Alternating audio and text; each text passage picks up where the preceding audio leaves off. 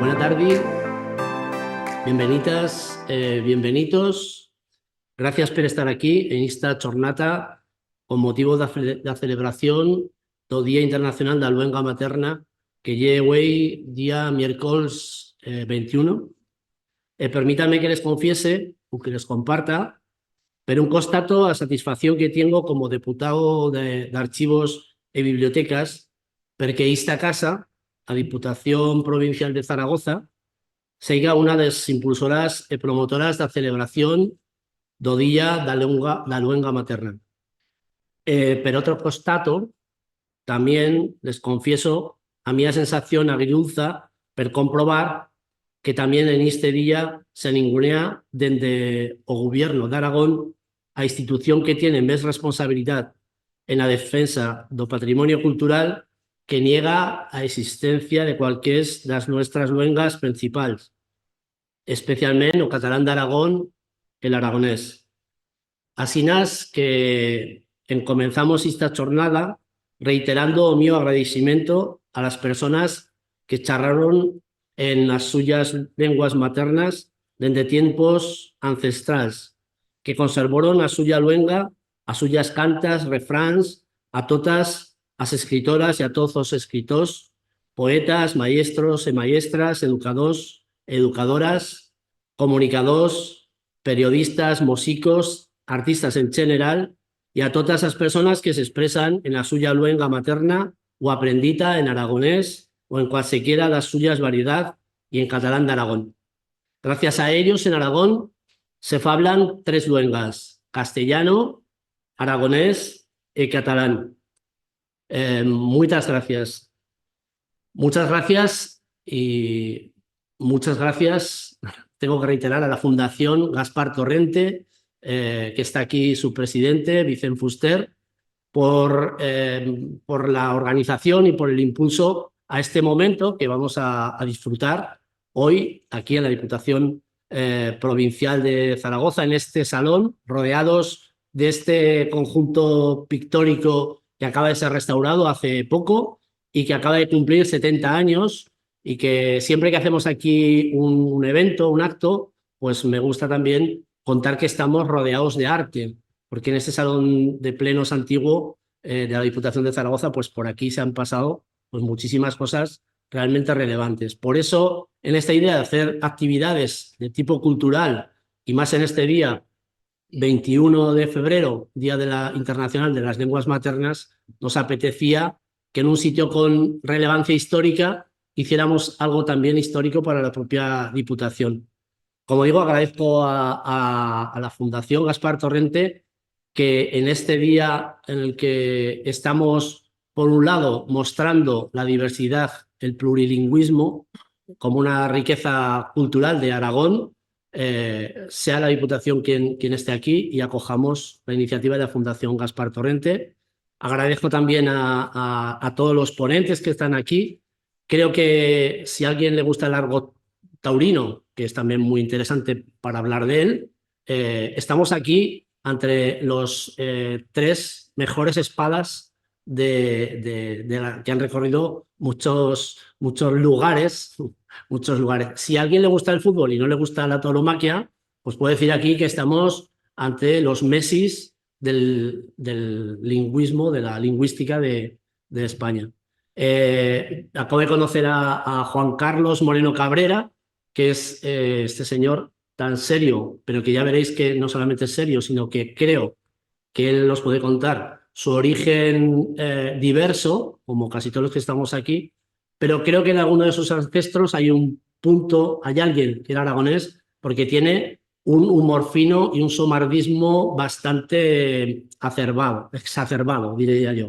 Así que lo vais a conocer y seguramente no nos va a dejar a ninguno de nosotros, los que estamos aquí y nosotras, igual que hemos entrado por esa puerta. También a Ramón de Andrés, que viene de Asturias. Bueno, Juan Carlos viene de Madrid y Ramón de Andrés viene de Asturias. No voy a extenderme en presentaciones, prefiero que ellos hablen de sí mismos aquello que quieran y callen lo que les convenga. Y agradezco también pues, a Nacho López Usín, que conocéis, que ha sido director general de Política Lingüística del Gobierno de Aragón, y creo que los tres forman pues, un trío muy interesante para el conocimiento de la lengua. En esta jornada que la Fundación ha dado en llamar el supremacismo, ¿cómo es? ¿Cómo es? Lingüístico. El supremacismo lingüístico, que ya solamente el título, alguien nos advertía, no le llaméis así, no sea que alguien se piense que vais a hablar de cosas muy serias, y especialmente vamos a hablar hoy de cosas muy serias. Así que bueno, con esta introducción y con mi agradecimiento a todos los que habéis decidido estar aquí, a la gente que nos está viendo por streaming también, que disfrutéis de esta buena jornada. Y a mí me gustaría incluso que estos tres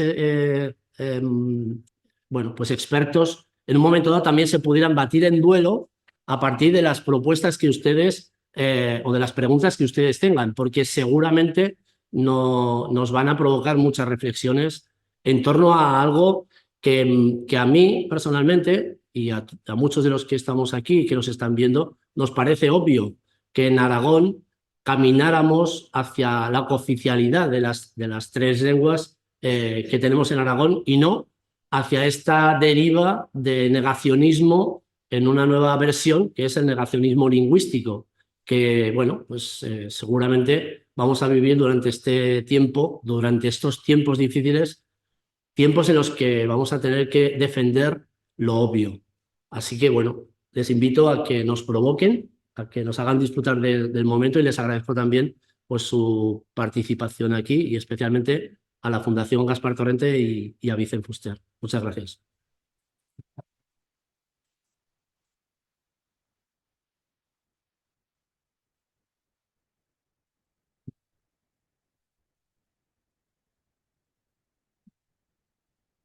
Tienes que... Ahí.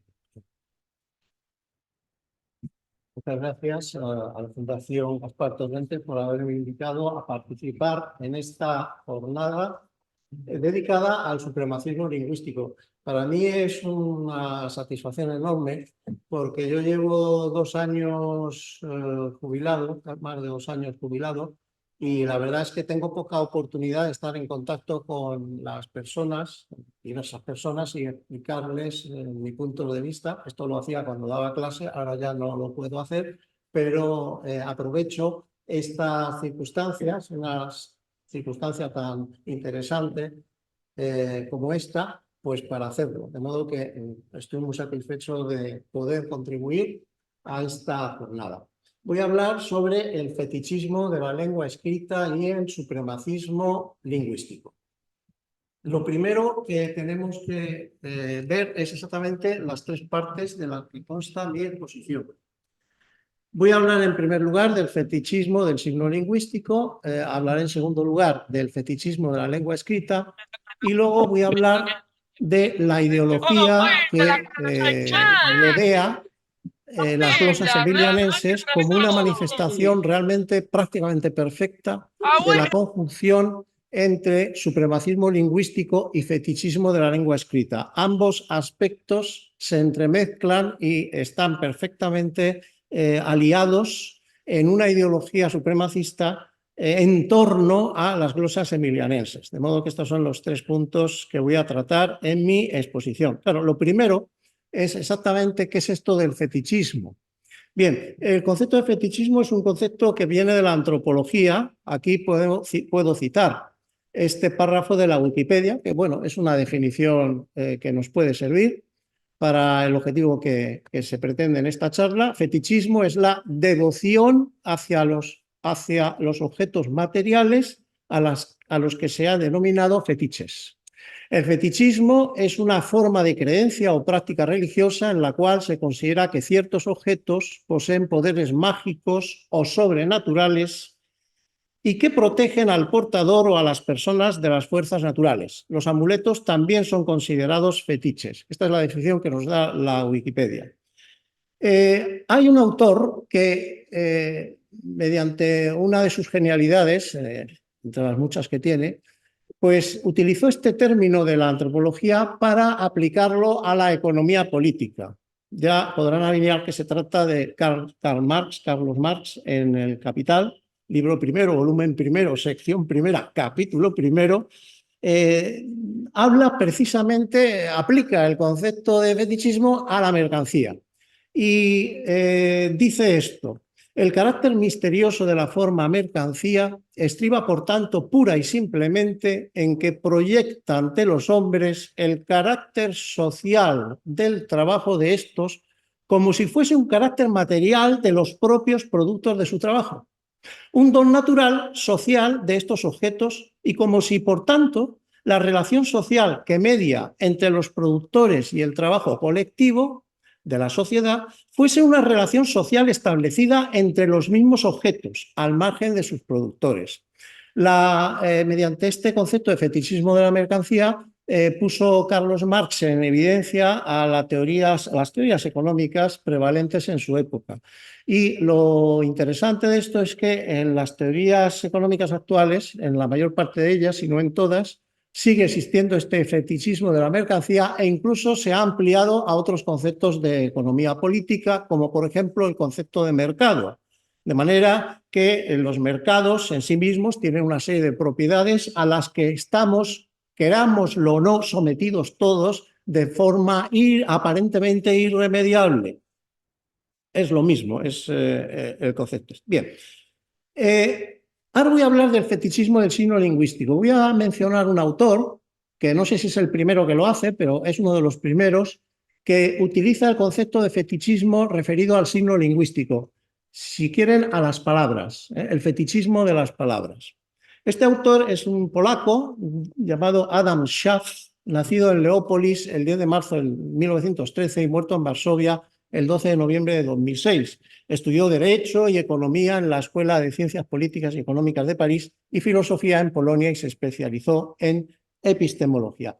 Este autor escribió un libro que es un clásico de la lingüística, de la semántica, que es esta que ven ahí ustedes, Introducción a la semántica.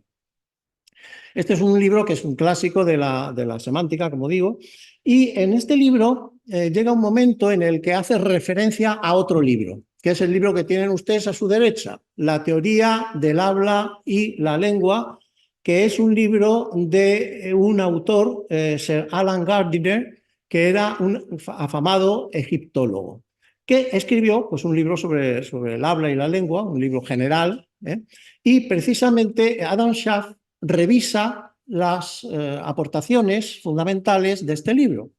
Y ahora vamos a ver la opinión de Adam Schaff sobre este libro. Dice así: en primer lugar, creo que se ve bien, en primer lugar se pone fin aquí se refiere al libro de Gardner, se pone fin aquí a la fetichización específica del signo y de la situación signo tan común en la bibliografía, Y esto es cierto, era cierto en el año 62, que es cuando se publica el libro este de Introducción a la Semántica, y sigue siendo cierto ahora, por desgracia, como veremos. En otras palabras, dice Schaff, se rechaza la sugerencia de que la situación signo signifique una relación entre signos o una relación entre el signo y el objeto, entre el signo y el pensamiento por una parte y el objeto por otra. El hecho de que la situación signo se produzca como una relación entre los individuos que se comunican y producen signos para ese propósito está bien comprendido y explícitamente indicado. Aquí hace pues una valoración de un conjunto de sonidos a un determinado significado. Por tanto, las palabras ni denotan ni se refieren a objetos. Son las comunidades lingüísticas y las personas que pertenecen a ellas las que realizan estas acciones. Las palabras no realizan ninguna acción. Las palabras, por supuesto, tampoco tienen significado. Significado es el producto de una serie de procesos de interpretación y reinterpretación que se producen dentro de los hábitos denotativos vigentes en una determinada comunidad lingüística. Por tanto, las palabras no tienen significado. El que diga que tienen significado, o bien está hablando en términos metonímicos, en términos figurados. El problema está en que muchas veces hablan en términos figurados sin advertirlo a la persona que no es especialista en la materia ni tiene por qué serlo, y entonces, bueno, pues interpreta esto de modo literal, y esto no se puede interpretar así.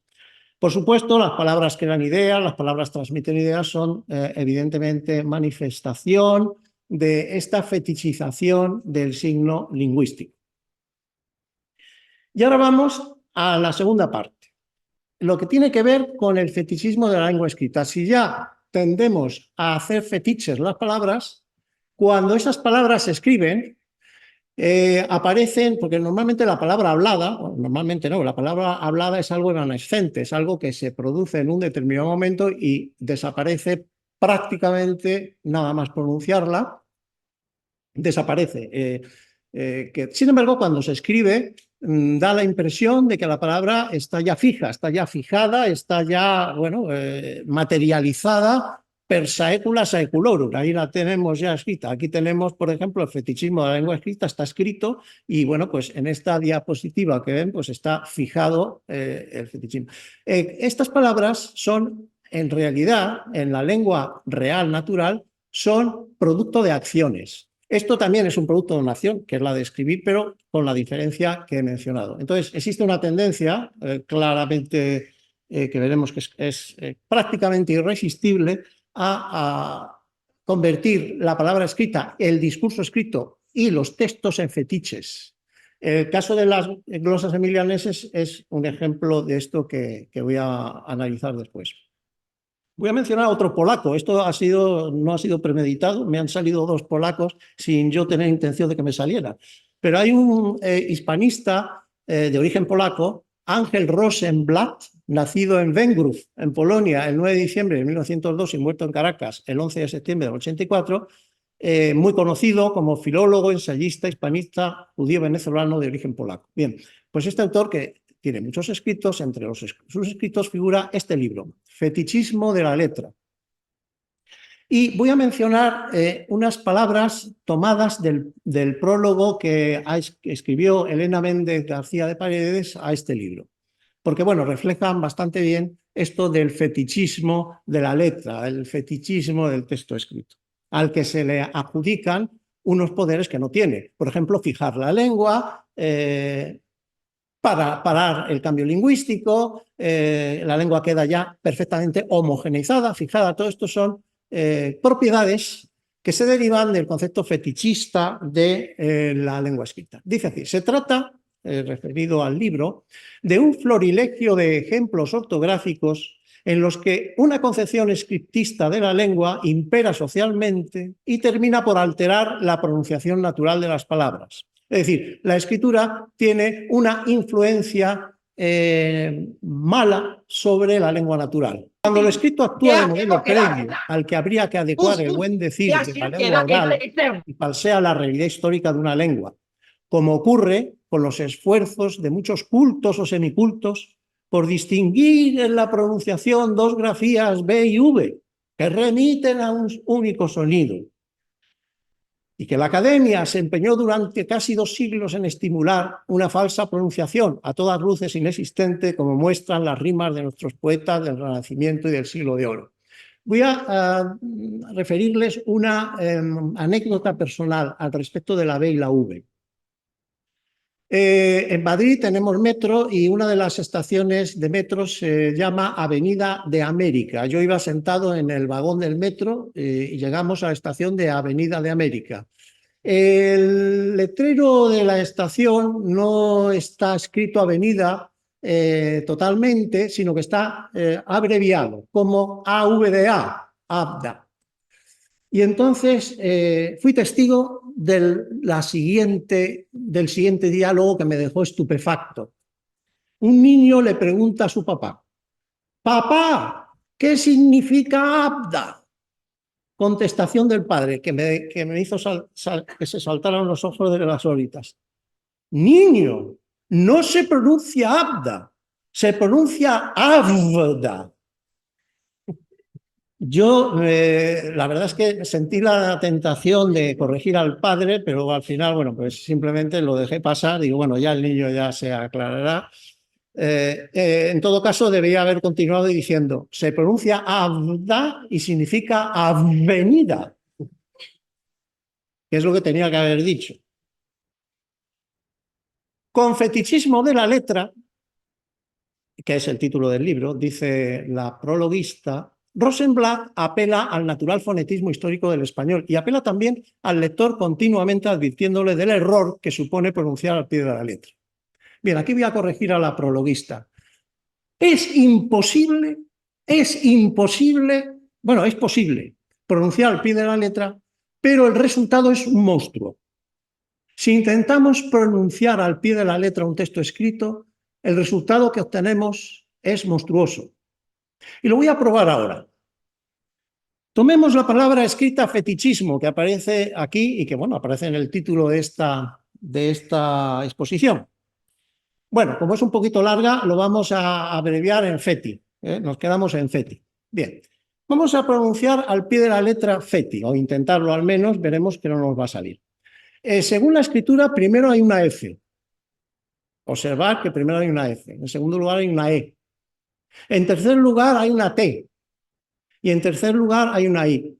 Bueno, pues vamos a pronunciar primero una F, después una E, después una T y después una I. A ver qué sale. I. ¿Alguien me puede decir esto que nos ha salido feti? No. Por muy deprisa que lo digas. Ya lo puedo decir a toda la velocidad que no me va a salir nunca fetichismo. En fe, que no me sale fe, que es imposible, porque es que da la casualidad de que fe es un solo sonido y no dos. Pero bueno, claro, por eso cuando aprendemos a escribir en nuestra infancia se nos dice una cosa que es falsa, pero que tenemos que aprender de memoria. La F con la E, fe. Bueno, al fin y al cabo se trata de una cuestión de fe, no de otra cosa. Pero el caso es que la F con la E es F,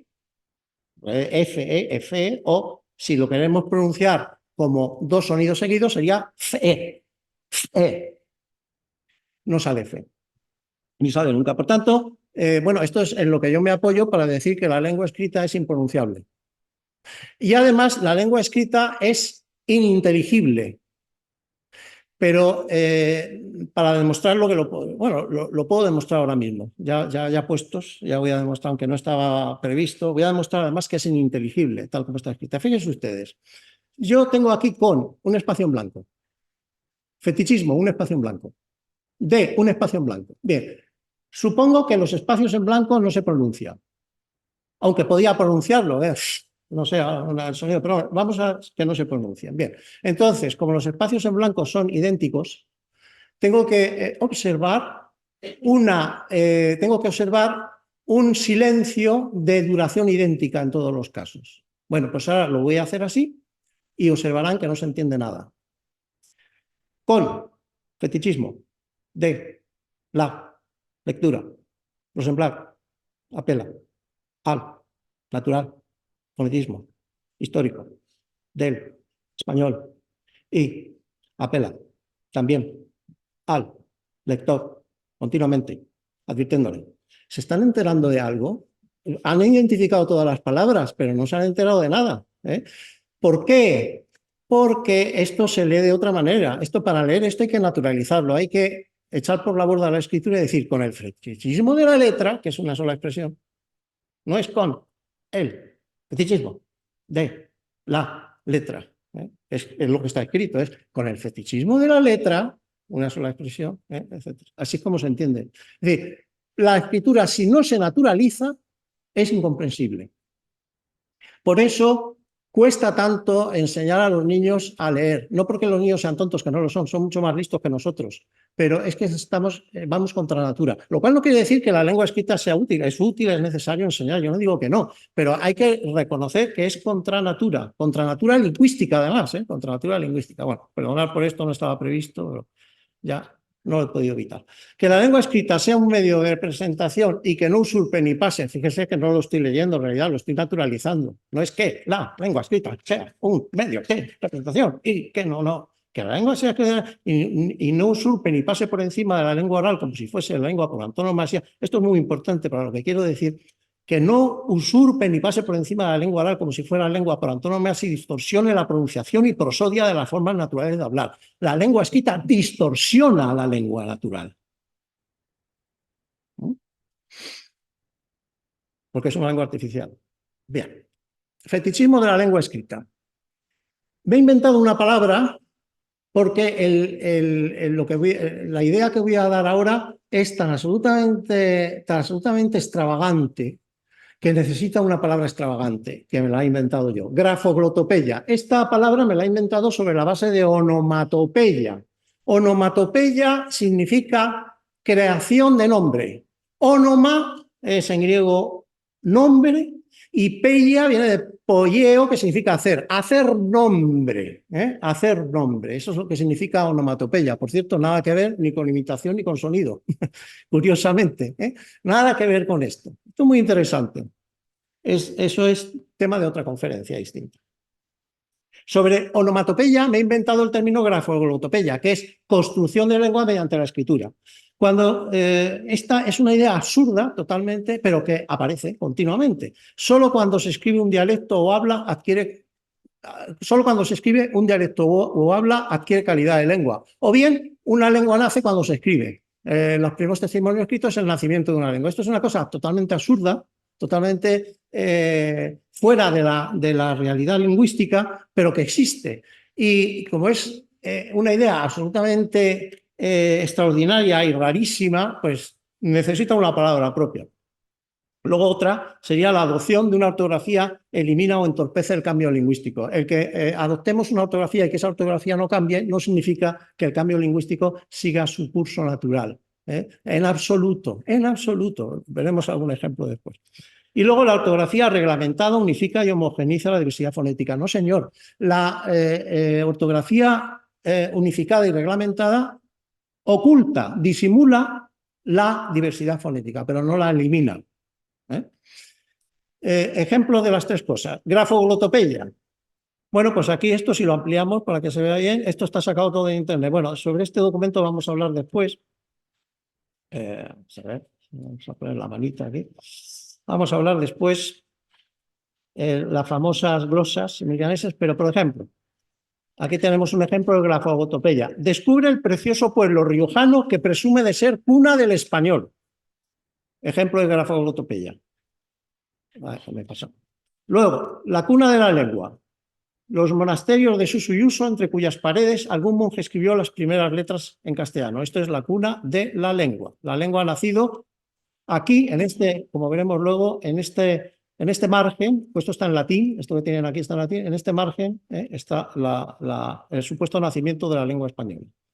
La ortografía no entorpece el cambio lingüístico. Voy a poner un ejemplo que creo que es interesante. Vamos a ver. El alfabeto griego tiene aproximadamente unos 2 milenios y medio de antigüedad, un poquito más de 2 milenios y medio. Es decir, que ha permanecido idéntico el alfabeto griego desde hace más de 2500 años. No se ha cambiado. Las letras griegas que ven ustedes aquí son las mismas que utilizaba Aristóteles o Platón. He puesto un ejemplo en griego moderno, que significa el pueblo griego usa su propia escritura. Bien, lo que yo ahora voy a mostrar es cómo leería esto un griego de la antigüedad. ¿Cómo leería esto? Que ya digo que no está en griego antiguo, está en griego moderno, pero bueno, lo podría leer porque el alfabeto no ha cambiado nada. El alfabeto es el mismo. ¿Cómo leería esto un griego del siglo II o III antes de Cristo? Pues aquí tienen la transcripción. Por lo que sabemos, evidentemente no tenemos grabaciones, por desgracia, de esta habla, pero bueno, los helenistas, especialistas, han podido más o menos deducir cuál podría ser la pronunciación. Significa, el pueblo griego usa su propia escritura y sería algo así como ho helénicos laos cresimo poiei que tu grape. Esta sería cómo lo leería un griego de la antigüedad. Sí sabemos cómo se lee en griego moderno, que sería la parte esta.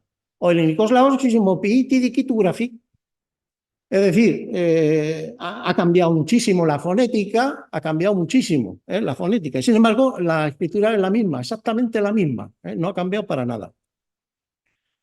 Y luego, en tercer lugar, bueno, aquí tenemos de la última película de Indiana Jones, donde tenemos una escena en la que aparece el propio Indiana Jones, ya entradito en años, su ahijada Helena, y aquí está Arquímedes, porque sale Arquímedes en la película. Y entonces la hijada de Indiana Jones le habla a Arquímedes en griego moderno. Si habéis visto la película, tanto en versión original como en la doblada al español, esta mujer, que es la hijada de Indiana Jones, le habla en griego moderno. El pobre Arquímedes tiene la cara un poco extasiada, no porque le hable en griego moderno, sino porque acaba de ver estrellarse un avión y además le están atacando los romanos. O sea, que está en una situación realmente muy comprometida y sale en efecto con una cara de pasmado el pobre Arquímedes tremenda, ¿no? Pero es curioso esto, que digo, bueno, pues mira, le ha hablado en griego moderno. Pues le habla, si ven la película, de las escenas finales. Y la última, la ortografía no unifica la diversidad lingüística. En castellano tenemos una ortografía que es válida para todos los países de habla española, callamos. Pero claro, esto no solo no unifica fonéticamente, sino que oculta una enorme diversidad. Vamos a ver algunos ejemplos. Callamos puede corresponder a callamos, callamos, callamos, callamos, callamos, callamos y muchas más variantes. Por tanto, la ortografía en absoluto ni unifica, ni homogeneiza fonéticamente una lengua. Y ya vamos a pasar a la última parte de mi exposición, que es todo el discurso supremacista, pero que es un supremacismo obsceno, como vamos a ver ahora, que se manifiesta sin ningún tipo de rubor, sin ningún tipo de recato. Algo realmente extraordinario y realmente muy lesivo, que es todo el discurso en torno a las glosas emilianenses y el supremacismo lingüístico del castellano y el arrinconamiento y la negación del aragonés. Aquí tenemos el famoso de las glosas emilianenses, el famoso del Códice Milanense 60, página 72, y aquí en el margen, bueno, esto está en latín, el texto está en latín, pero en el margen aparece una oración, que es esta que aparece aquí. Esto está sacado de la Wikipedia y viene como está escrito en navarro aragonés, como con ayutorio de nuestro dueno Cristo, dueno Salvatore, cual dueno jet en honore, cual dueno tiene la mandazione, etcétera, etcétera, y luego traducido al castellano. Bien. ¿Qué dice sobre esto? Nada menos que Ramón Menéndez Pidal en su Historia de la Lengua Española. Esta Historia de la Lengua Española es un libro póstumo que no llegó a publicar Ramón Menéndez Pidal en vida, pero que sacó a la luz su nieto Diego Catalán en una versión, bueno, pues bastante ya mejorada, etcétera, pero son las palabras. Entonces, ¿qué dice Ramón Menéndez Pidal sobre esto? Dice, estas cláusulas son el acta de nacimiento del romance español. Bien. Esto, si se toma al pie de la letra, si no se toma como tropo, es un caso de grafoglotopeya, clarísimo. Aquí a lo mejor Ramón Menéndez Pidal está hablando en término figurado. Si está hablando en término figurado, de acuerdo. Pero, pero mucha gente que lee esto, muchas personas que leen esto, se lo van a tomar al pie de la letra. Evidentemente, el romance español no nace en las actas, en estas glosas. El monasterio dice, pero ese idioma no es el castellano. Muy bien. El monasterio de San Millán, aunque situado en la frontera con el condado de Castilla, pertenecía en el siglo X y parte del siglo XI al reino de Navarra. Y en su territorio se hablaba el dialecto navarro-aragonés. Primero habla de idioma, y luego se pasa a dialecto navarro-aragonés, según muestran las glosas que nos ocupan. Y esto no lo dice gratuitamente Ramón Menéndez Pidal, él aporta datos. Estos rasgos no castellanos son vacilación en el diptongo ue, uemne, uamne, presente del verbo ser, tu yes en vez de eres, el yet en vez de es, etc. Ese en vez de a mí no me gusta nada, ¿cómo que en vez de? No, esta es otra forma, es otro sistema morfológico distinto. ¿Cómo que en vez de? ¿Cómo? ¿En vez de? Es que este en vez de es bastante tramposo. ¿Cómo que en vez de? En vez de, no, ellos tenían su propio sistema morfológico, no en vez de nada. Era su propio sistema morfológico. ¿Cómo que en vez de? En vez de, es que se esperaría castellano, ¿no? Pues es que no. Cuidado, que en las cosas aparentemente más objetivas encontramos ideología enseguida por todos sitios. Feito, muy total. Y luego dice al final, nada de esto es castellano. Bien, esto lo dice Menéndez Pidal. Historia de la lengua española de Rafael Lapesa, que fue el manual que yo estudié cuando estudiaba en la carrera, allá por los años 70 del siglo pasado. El romance aparece usado con plena conciencia. Aquí ya no hay grafoglotopedia. El romance aparece usado con plena conciencia en las glosas emilianenses, compuestas en el monasterio riojano de San Millán, en las glosas silenses, así llamadas por haber pertenecido su manuscrito al monasterio de Silos, situado al sureste de Burgos. Unas y otras datan del siglo X o comienzos del XI y están en dialecto navarro-aragonés. Aquí se habla de dialecto directamente.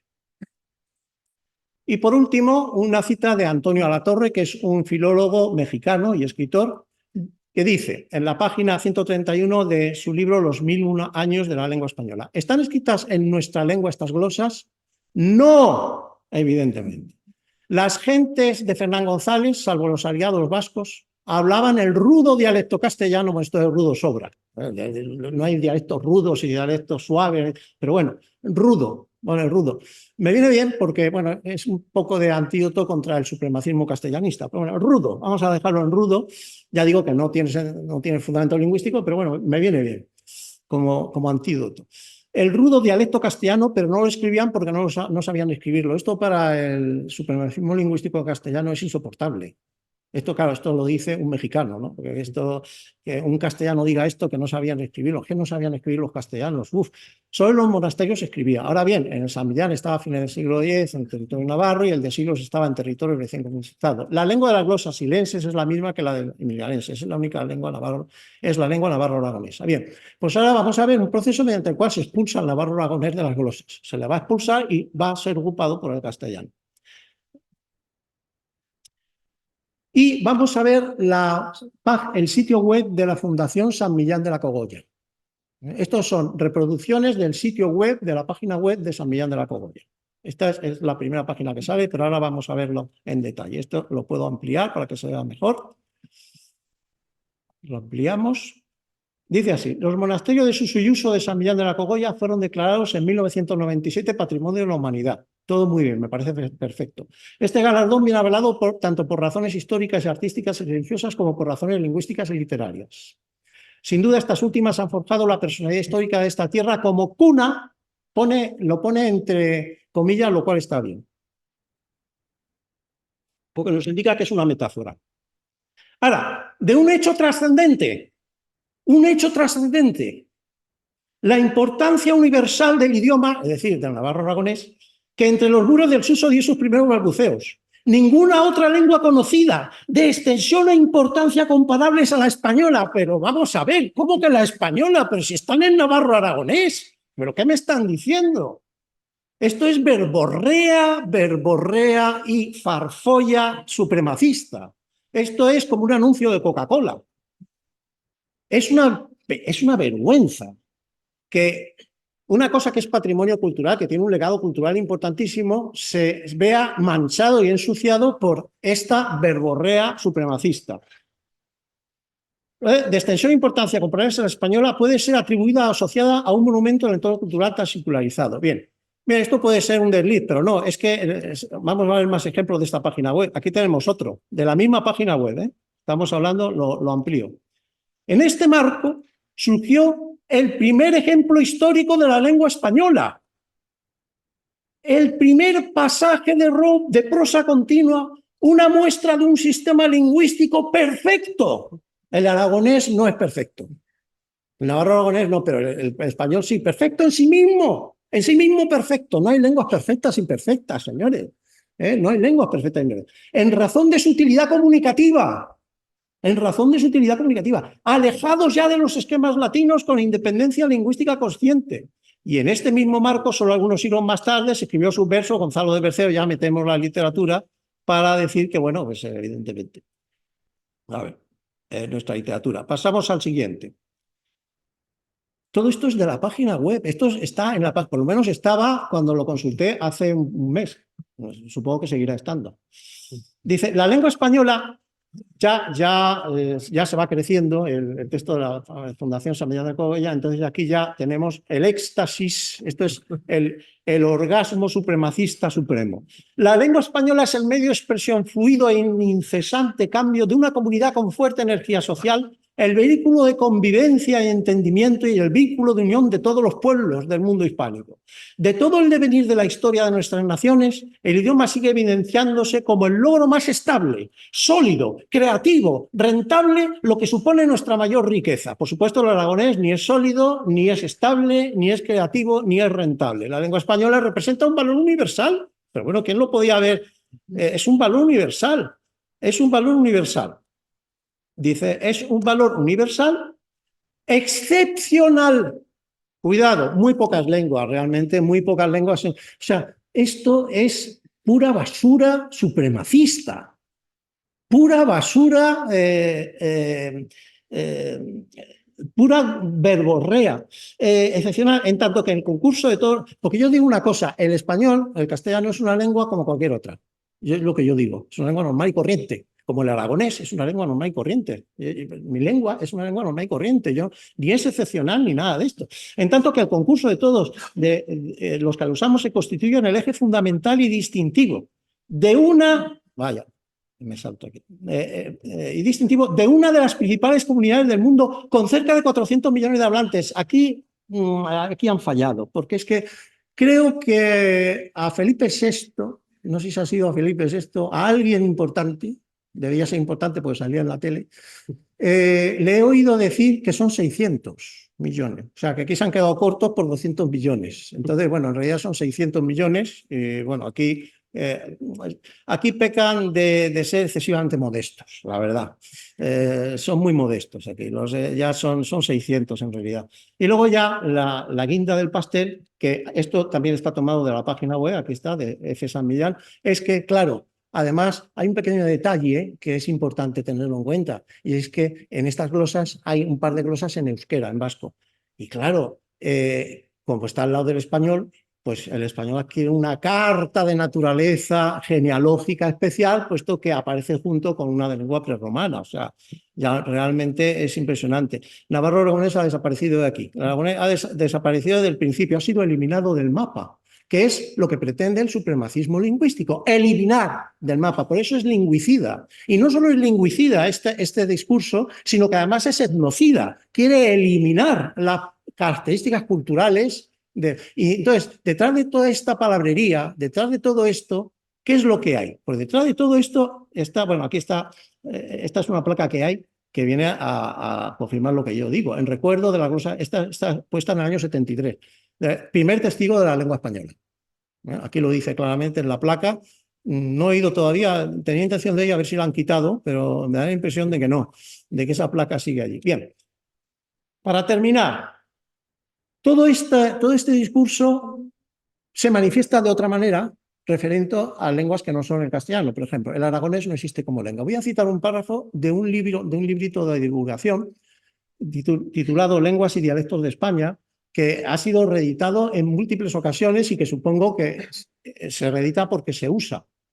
Y está dirigido a personas que se están iniciando, personas que no son especialistas. Y dice lo siguiente: el aragonés y el leonés siguen siendo dialectos del latín. Sus hablantes son herederos del latín que se conservó en estas tierras, un latín vulgar con rasgos propios. Las circunstancias sociopolíticas y culturales les impidieron alcanzar un uso culto que les diera la categoría de lengua.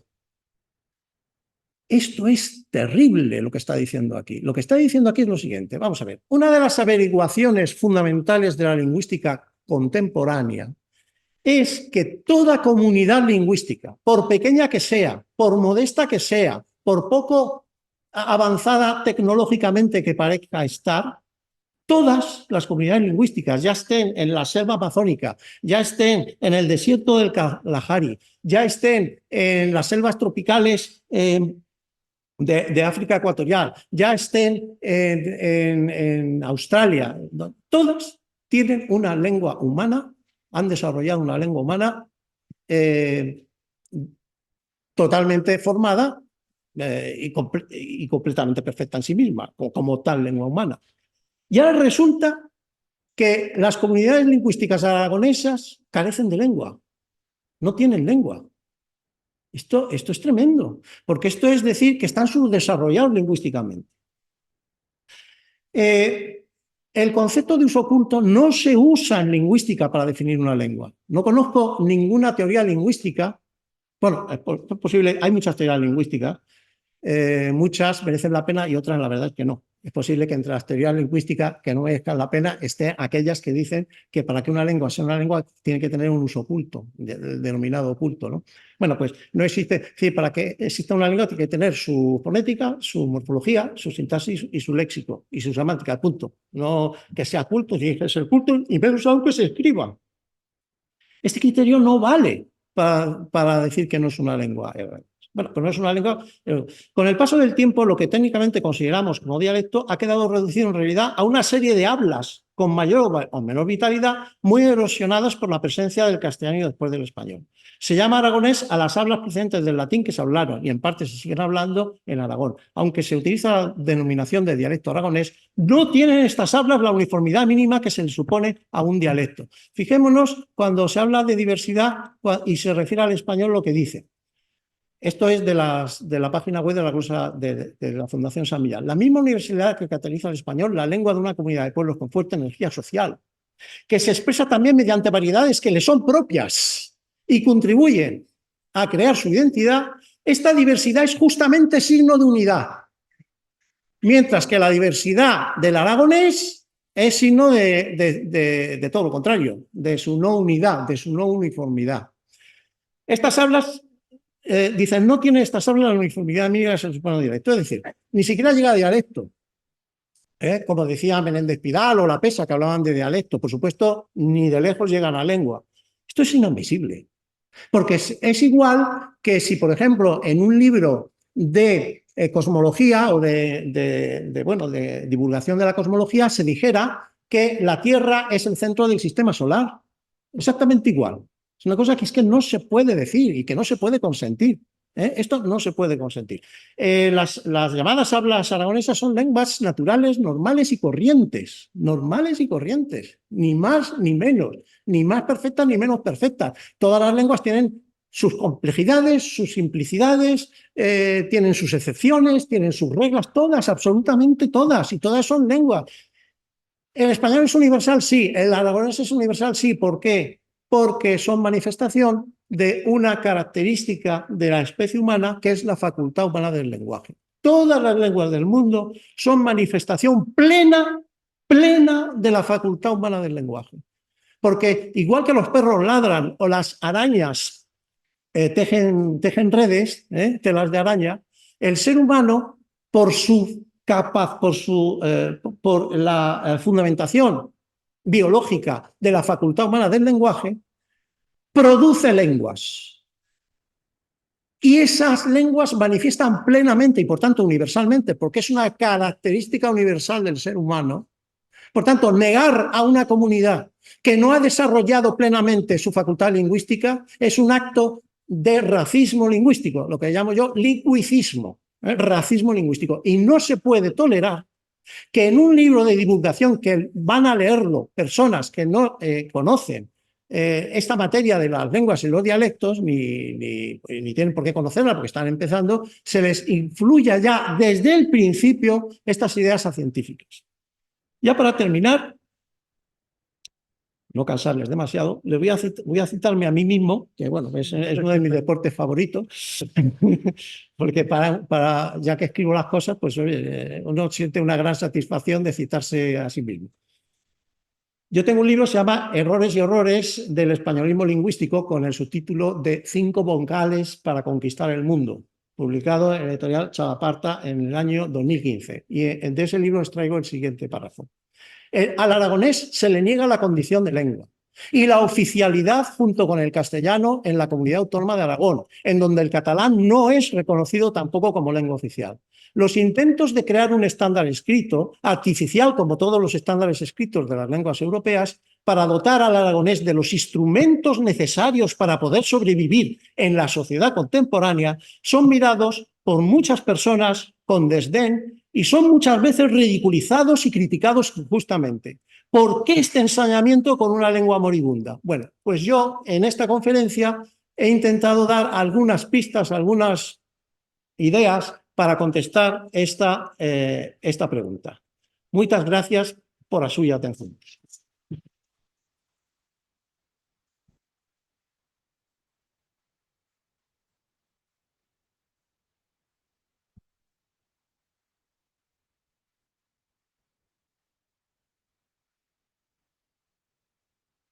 Bueno,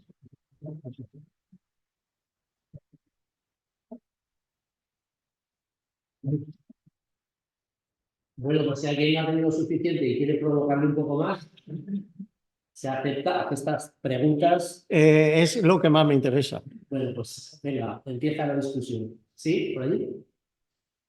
Esa diferencia natural, artificial, lengua oral es natural, lengua escrita es artificial, el lenguaje oral porque es natural, es social también.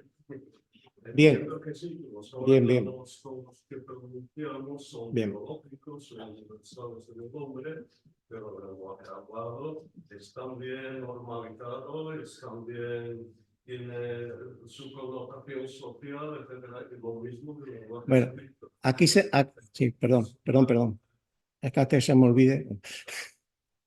¿Ha terminado? Bueno, es que claro, hay una falsa contraposición entre natural y social. Vamos a ver.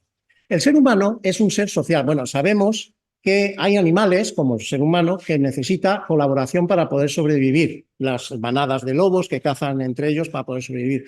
El ser humano, biológicamente hablando, es un ser social y, por tanto, las relaciones sociales humanas son biológicas porque están determinadas para nuestra supervivencia. El ser humano, como individuo, es muy débil como individuo. En una glaciación, probablemente una persona sola no podría sobrevivir. Necesita el concurso de otros semejantes y necesita establecer relaciones sociales entre ellos. Por tanto, no todo lo social es artificial. Hay una parte de la sociedad que está biológicamente condicionada. Y por tanto, la contraposición entre social, que sería artificial, y natural, que sería natural, no es totalmente exacta, porque hay muchos aspectos de la sociedad, por ejemplo, ya digo, la cooperación entre individuos, que es un método para la supervivencia de la especie, nada menos y nada más. Y no solo se da en el ser humano, se da también en otros animales, lo cual quiere decir que es un mecanismo claramente biológico. Lo que pasa es que, por ejemplo, lo que es artificial es hacer un cuadro, por ejemplo, pintar. Eso no es necesario para la supervivencia en principio, y eso es artificial, en efecto. Y en cuanto a la lengua natural, la lengua es natural, la lengua hablada es natural y tiene sus convenciones naturalmente, porque la lengua solo sirve digamos que surge, entre otras razones, para la cooperación. Y para cooperar es necesario coordinar. Y para coordinar es necesario ponerse de acuerdo. Ya hemos dicho antes que la denotación es un hábito común, es un hábito comunitario que nos permite ponernos de acuerdo entre nosotros para poder cooperar con vistas a sobrevivir. A sobrevivir. Por tanto, la lengua escrita es artificial, totalmente artificial, porque se basa en unidades que no son de la lengua natural. Por ejemplo, la letra. La letra no es una unidad de la lengua natural, ya lo he demostrado antes. No se puede pronunciar un texto escrito, es imposible. Tampoco se puede entender. Tal como yo lo he leído, tal como está escrito, no se puede entender. ¿Por qué? Porque no es natural. Nosotros, hay que tener en cuenta una cosa muy importante además. Las lenguas naturales han sido desarrolladas durante cientos de 100.000, vamos a poner 100.000, quizás 200.000 años. Y han sido desarrolladas sin escritura, sin reales academias, sin capitalismo, sin mercantilismo. Han sido desarrolladas por comunidades de cazadores, recolectores y como mucho de ganaderos y agricultores, pero antes del Neolítico, fundamentalmente. Entonces, esa herencia cultural, esa herencia biológica, no podemos renunciar a ella, es imposible renunciar a esa herencia, es absolutamente imposible.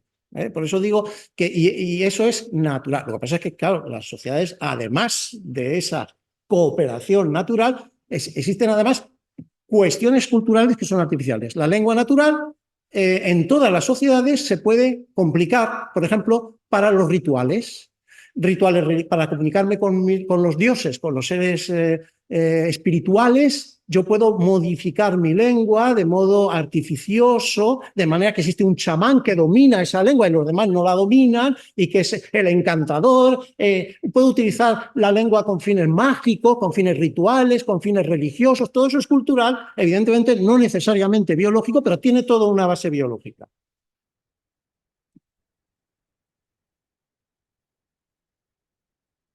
Sí, por aquí preguntas, Bárbara. Sí, A ver, en realidad yo prefiero parlar porque me cuesta mucho sentirle parlar, con lo cual te voy a preguntar por una cosa, pero si no me quiere contestar esto, me puede contestar lo que quiera, porque no tiene sentirle parlar. A ver si puedes enlazar con el tema de feticismo de la lengua escrita y hablando de feticismo de la lengua escrita, pensando en los paisajes lingüísticos, podemos ver dos cosas: el machismo tribunal podemos ver rematar ya acotar y rematar y se habla de fetichismos lingüísticos escritos, pero al menos probamos con eso. Tenemos una posibilidad de rematar con eso u vivir con eso, convivir con esa situación. Conviviendo con esa situación en una lengua moribunda, como decía, ¿cómo podemos ver se puede perseguir ese fetichismo? Encuentra de servirnos servirnos a favor de ese fetichismo para que perciba Aragón en un paisaje de lengua castellana aquí en Aragón. Esa es la pregunta, si alguna idea ya lo visto. Bueno, yo evidentemente estoy a favor de que exista, por ejemplo, un estándar aragonés, incluso escrito, por una razón muy sencilla, porque la escritura es como la vestimenta. Es algo artificial, pero es necesario en la sociedad. Es decir, lo natural en el ser humano es ir en pelota. Natural me refiero a lo que es el cuerpo humano natural, ¿no? No nacemos con camisas ni nacemos con chalecos, sino que nacemos como nacemos, naturalmente.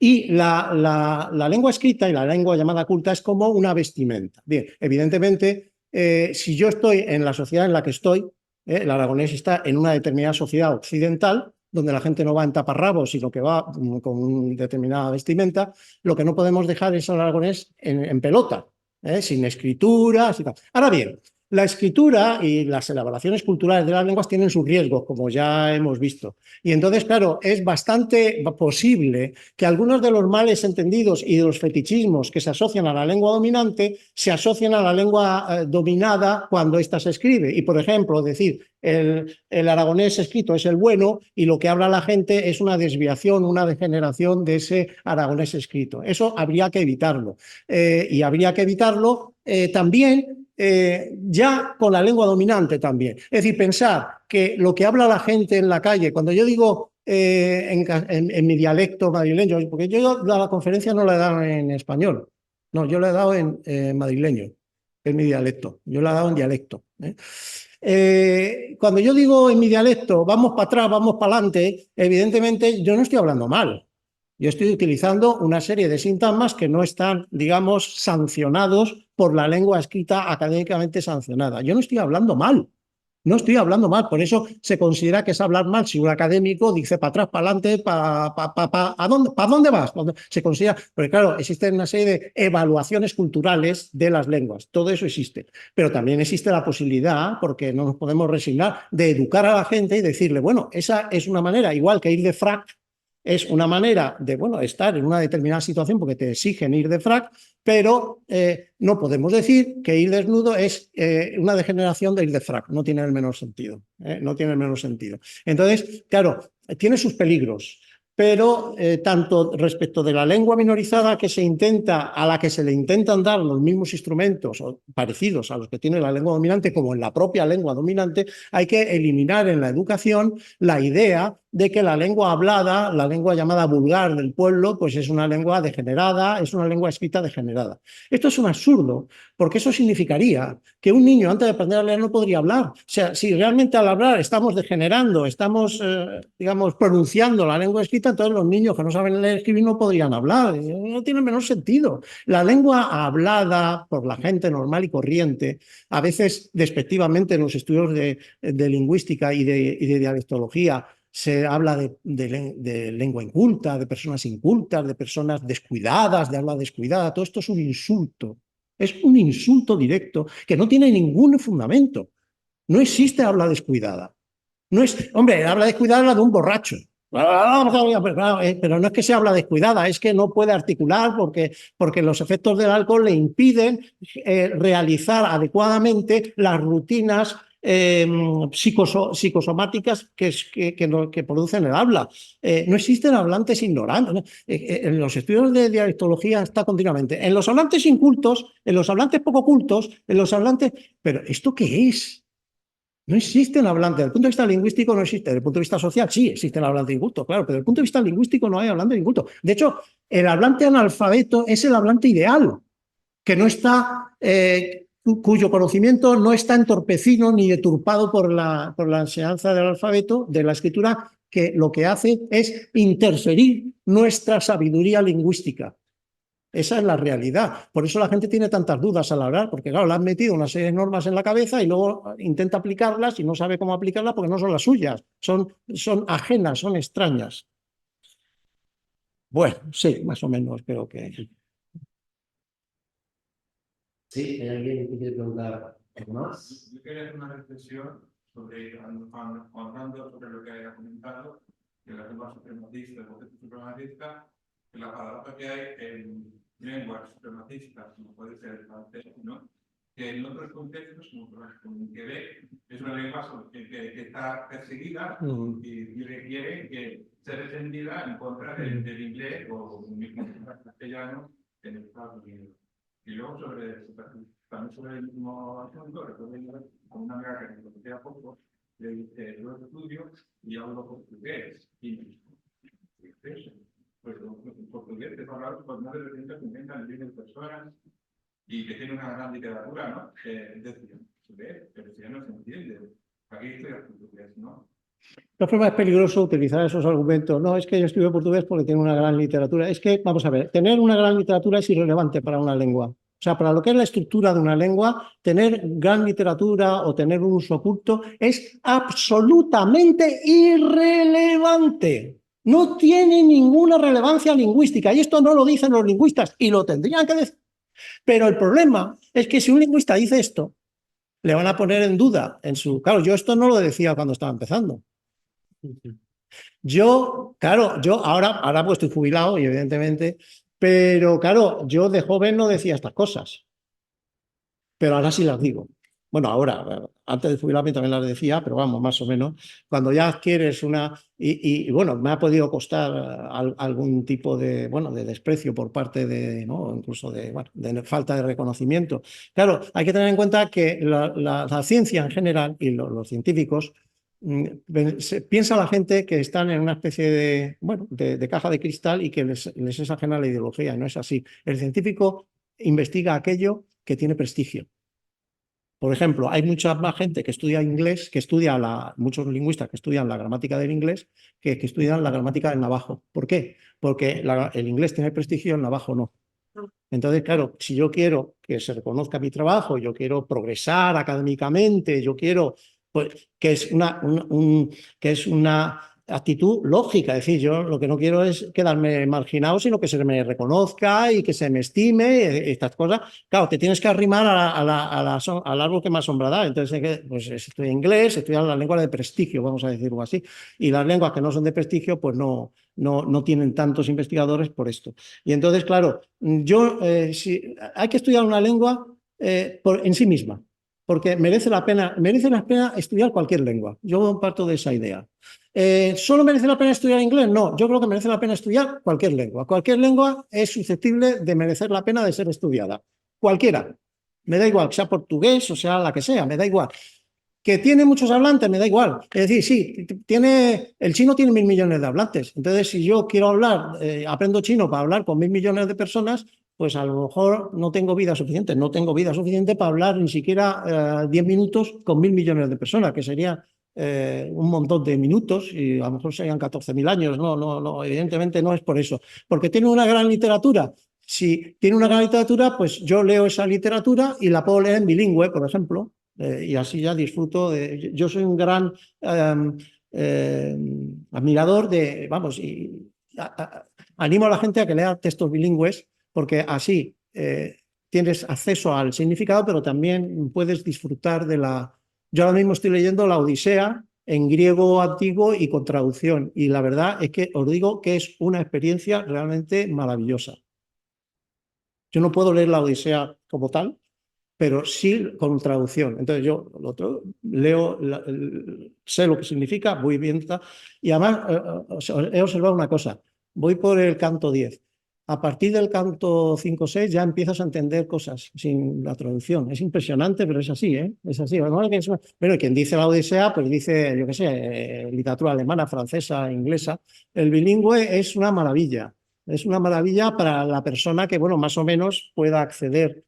En un texto chino a lo mejor no, porque no puedes acceder a la escritura, ¿no? Pero las que tienen una escritura simplificada y sencilla, simple, lo que yo llamo una semi-escritura, que son las escrituras alfabéticas que no llegan a escrituras totales, sino parciales. Estas son más fáciles, las semi-escrituras no. Otras son un poquito más complicadas, pero bueno. Pero no, esos argumentos no me valen. Si alguien más quiere preguntar algo. Bueno, entonces, sí. Retomando una afirmación que ha hecho muy al principio, entonces el tipo de lenguas como el alemán o el danés, que juntan muchos significados en una sola palabra, serían más naturales, la escritura, me refiero. No, la escritura, por principio, si es alfabética, bueno, todas las escrituras son artificiales, todas. Primero, porque la letra no representa, primero no representa el sonido, ni lo puede representar. No se puede representar un sonido gráficamente, porque son dos sentidos distintos. Son cualitativamente. ¿Cómo vas a representar un sonido gráficamente? Por ejemplo, un dibujo, ¿cómo se expresa auditivamente? Un dibujo de una cara. No, es que no se puede. Es decir, no se puede escribir. No se puede escribir una lengua, no se puede escribir. Olvidémoslo, no se puede escribir, los sonidos no se pueden escribir. Es una convención que decimos, bueno, esta raya y así, esto se corresponde con el sonido T. Pero eso ni se pronuncia ni representa ningún sonido en sí mismo, sino que es una cosa puramente arbitraria. Todas las escrituras, todas absolutamente son artificiosas, todas. No hay ninguna escritura, porque por definición. También hay un argumento que no voy a dar aquí porque requeriría otra de mis conferencias, porque yo tengo muchísimas conferencias que puedo dar. Ahora que estoy jubilado lo digo, por si. De momento, este año tengo 10 ya. Tengo 10 en diversos meses, tengo 10 conferencias. Pero bueno, tengo muchas porque ya tengo una edad, entonces, bueno, he ido acumulando conferencias desde hace muchísimos años y entonces tengo muchas. Yo puedo demostrar formalmente que la escritura es artificial. Se puede demostrar utilizando matemáticas, se puede utilizando lenguajes formales, se puede utilizar. De hecho, lo demostró Chomsky, aunque sin saberlo. Chomsky demostró que la escritura era artificial, aunque él no lo sabía que estaba demostrando eso, pero lo demostró. Para eso, bueno, habría que recurrir a conceptos matemáticos de teoría de autómatas y tal, que ahora no vienen al caso, pero vamos, que lo puedo hacer. Toda escritura es artificial, toda. No hay ninguna escritura que sea natural. Bueno, ¿alguien más quiere preguntar algo? Sí, usted gracias. Sí, por ajustar el límite de la pista. Justo en este punto que acabo de hablar, mi ánimo está en recabar de lo que llamamos hoy el momento actual del remanente que ha quedado moribundo de la fabra, dicho aquí en el contexto nuestro.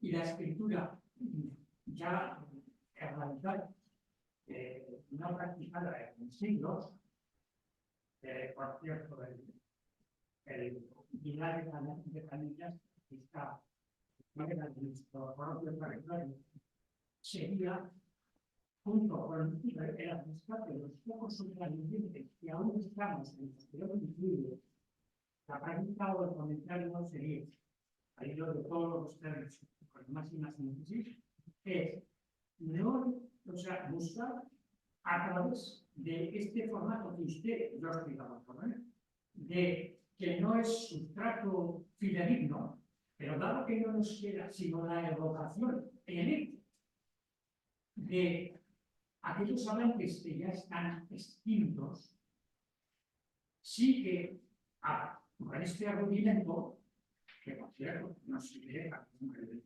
las supremacistas, sin entrar en cómo lo han conseguido. Ya he leído un texto de esa, de La Rioja, habla de presencia del castellano. Eso es una forma muy edulcorada de la presencia de, no, desde la inculcación, y lo digo suavemente, inculcación del castellano, vigente en todo su esplendor ahora, todavía. Bien, la cuestión es ese eco, esa reverberación. Mire usted, yo le llamo venir, pero en la infancia, toda mi familia y vecindario, porque sitio en Huesca, o sea, yo viví en Huesca, en la primera infancia, toda la infancia, a mí me llamaban de forma afectiva y directa, veniter, esa desinencia, aquí no la conoce casi nadie, en la olla de Huesca, principalmente. Y así podríamos decirnos, y marcamos el ye que usted ha citado al principio, ye, hablando del origen navarro-aragonés. Es que yo, la expresión del ser y del estar, ye no es lo mismo decir esto es tal cosa, que esto ye tal cosa. Es que el significado, la información que a mí me transmite es muy diferente en toda la botánica diversa que ha desaparecido de aquí, junto con el agua que también nos ha desaparecido, etc. Y los hablantes, que es lo más importante. A ver qué sugiere, por favor, dentro de esta área de lo pregunta. Estoy de acuerdo, sí, estoy completamente de acuerdo, sí. Sí.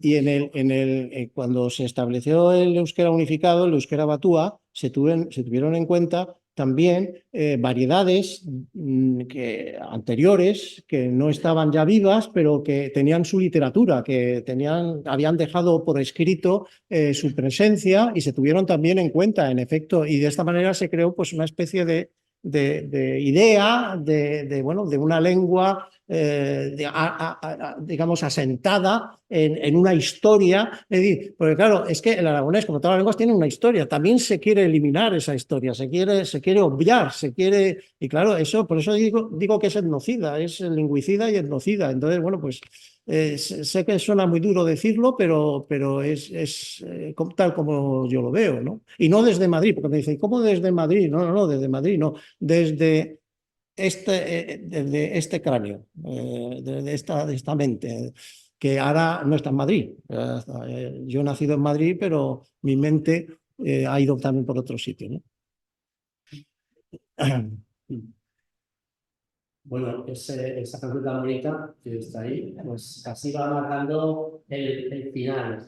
Entonces, bueno, Juan Carlos, después de todas estas cosas tan gordas que has dicho, los que estamos aprendiendo aragonés, los que ya lo hablan, los que hablan de las varias variedades, ¿somos animales en peligro de extinción o gracias a la provocación de, bueno, en este caso, claro, estamos aquí en familia, y los que están en casa también están en familia, lógicamente, estamos asistiendo aquí en Aragón a una provocación absolutamente demencial del racismo lingüístico que han dicho, pero no es una estrategia solo aragonesa de Aragón, porque también en Asturias,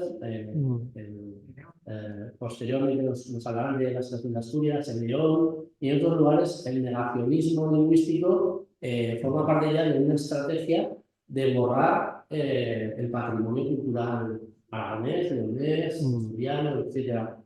Ahora nosotros, ¿qué tenemos que hacer? Tomar las armas lingüísticas, irnos a la cueva, seguir cantando con Ángel Vergara y sus canciones, o pasar de todo y seguir combatiendo a base de hablar mucho y en todos los lugares nuestras lenguas propias. ¿Qué recomendación nos das? Yo es que no recomiendo, porque yo soy monolingüe, o sea, yo soy de educación monolingüe, desde el punto de vista de mi procedencia y tal, y yo no me siento con autoridad para personas que sí han vivido desde pequeñitas, desde la infancia, estas situaciones. Yo no me siento autorizado. No es que me quiera escabullir, ¿no? Pero bueno, considero que hay que primero denunciar la situación en la que están las lenguas, en la que están estas lenguas, y luego pues intentar promoverlas, usándolas e intentando ganar espacios progresivamente, cada vez más espacios, pero claro, cada espacio que se gana se va a interpretar del otro lado como un ataque al español. Es que ese es el problema, se interpreta como ataque. Entonces, los que son atacados son los que se interpretan como atacantes, que es lo que ha pasado en el procés de Cataluña. Es decir, hay unos señores, unas policías que aporrearon a unos señores que estaban votando, y ahora resulta que los atacantes son los señores a los que les estaban aporreando. Pues lo mismo pasa con esto. Es decir, cuando tú quieres que tu lengua ocupe un espacio que antes ocupaba el castellano, ya sea en exclusiva, ya sea conjuntamente, van a decir, está atacando el castellano, el atacado es el atacante, lo cual ya es una, y además la gente está convencida muchas veces de esto, ¿no? Y entonces, bueno, esto hay que denunciarlo también. El que promueve el aragonés no es un exaltado que va atacando al español, esa es la cuestión, sino que está promoviendo su lengua. Y bueno, pues ese es un derecho humano, creo yo. Bueno, existe la Declaración Universal de Derechos Lingüísticos aprobada en Barcelona en el año 90 y tanto, no me acuerdo cuándo fue, y precisamente usando la Declaración Universal de Derechos Lingüísticos se puede decir que estamos defendiendo nuestros derechos lingüísticos. Esto se puede decir con la Declaración Universal de Derechos Lingüísticos de Barcelona. Muy bien. No.